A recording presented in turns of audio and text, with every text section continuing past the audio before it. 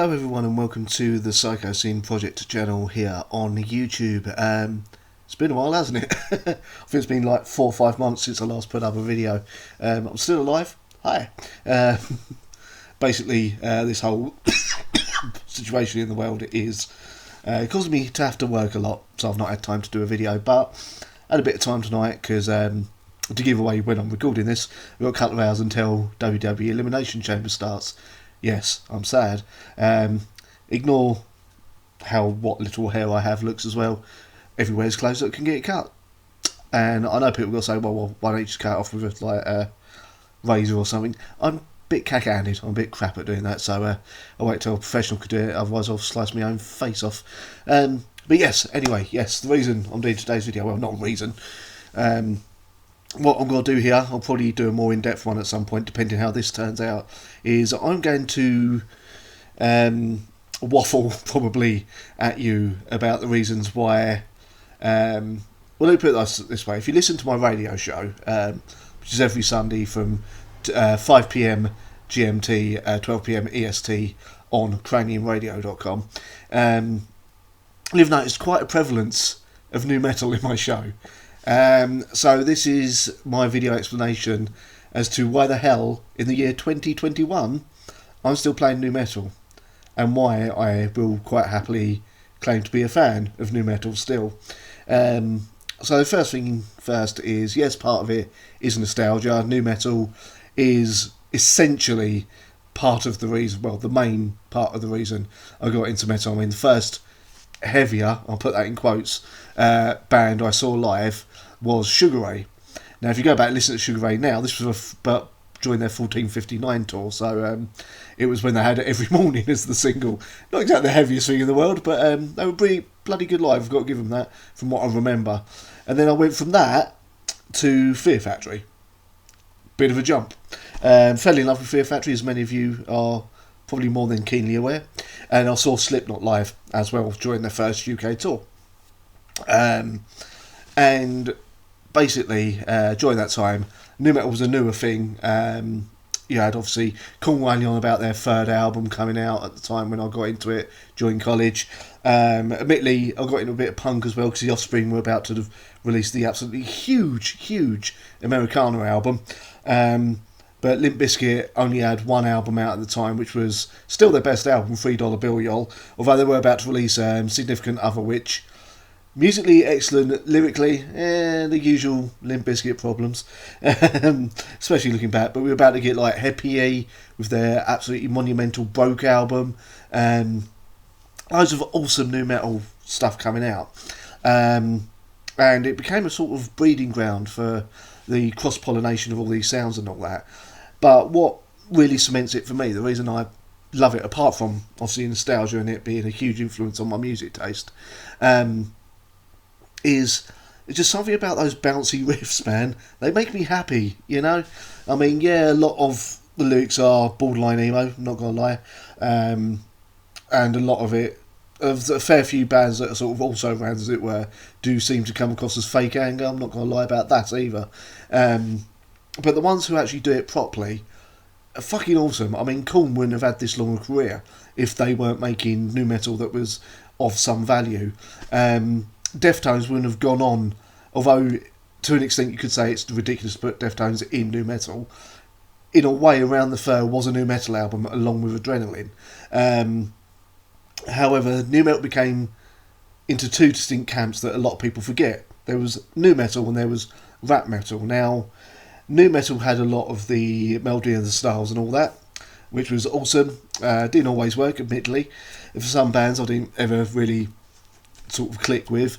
And rap metal had some awesome bands, but a lot of that kind of turned into very, very generic stuff, which is what's generally always brought up when people say, oh, new metal, all of it was terrible. But the fact is, from rap metal, we got, well, Rage Against the Machine helped kick it off, along with, obviously, that monumental collaboration between Aerosmith and Run DMC back in the day, and Anthrax and Public Enemy, of course. Sorry. But when it came to pure metal, and obviously it also inspired Ice-T to get Body Count going as well, to an extent, I suppose. I am trying. I told you I'd be waffling. I'm also trying to remember this off the top of my head. I've just literally plugged the camera in, started waffling, without anything of a script. Might have been a mistake. We'll see how this goes. But new metal. When people come out with all new metal was terrible, or go, why are we bringing new metal back? Blah blah blah. It was terrible. No, we all listened to it back in the early 2000s. It was something fresh, it was something exciting. It's had influence on many different types of metal bands now. Possibly some pop bands as well. I mean, sorry I didn't mean to spit there. You listen to that last Poppy album, yes, it is pretty much new metal crossed with pop. But, I mean, who would have thought a pop artist would know how to nail that new metal sound, that heaviness, that bouncy rhythms and everything? You know? And yeah, there's loads of like different branches of metal that said, yeah, new metal kind of helped, or name new metal bands that helped influence their current sound. And the reason I'm loving it, apart from the riffs and all that, is, I mean, it was a big part of me growing up. A lot of the songs, especially with Korn, a lot of them on that first album and second album mean a lot to me. Not Daddy, for those who are possibly wondering. Daddy's not one that has a personal connection to me or anything to do with my life. If it does to you, I can understand why. I mean, Daddy, admittedly not a very manly thing to kind of own up to here, but Daddy is probably the first song I've ever listened to that made me cry, because that song's brutal on a first listen. Now it's one of my favourite Korn songs. I think I'm a bit sick in the head, but apart from that, but also new metal was my jumping off point into finding different types of metals, like getting into the classic traditional heavy metal like Iron Maiden, Judas Priest, etc., and then into your gent stuff like Sixth, Periphery, Meshuggah, all that stuff, into the death and black metal like Immortal, Abath, Cradle of Filth, Dearborn Gear, although I'm not a massive fan of Dearborn Gear, Obituary, Cannibal Corpse, and all stuff like that. I mean, Cannibal Corpse have had a couple of new metal kind of slight songs. I mean, their album, what was the album called? Wretched Spawn had slight feel of new metal to it, which may sound outrageous, but you go back and listen. Some of them riffs, man, sounding pretty bouncy, especially for a death metal album. It's a very weird thing to say out loud. But yeah, and now we've got this second wave, or third wave, I suppose, of new metal coming out. I mean, there was a lot of also rounds with new metal in the first time, like Dope, never done anything for me. There was Floor and Boba Flex and stuff. Never really listened to their albums, so I can't really judge. There's some other bands that should have been bigger, in my personal opinion. Spineshank, for one. Although they kind of tend to a more of a industrial, almost Linkin Park style thing, just a bit heavier, but their Height of Kansas album is an absolute classic, and even Self-Destructive Pattern, the follow-up album, absolutely brilliant, absolutely goddamn brilliant.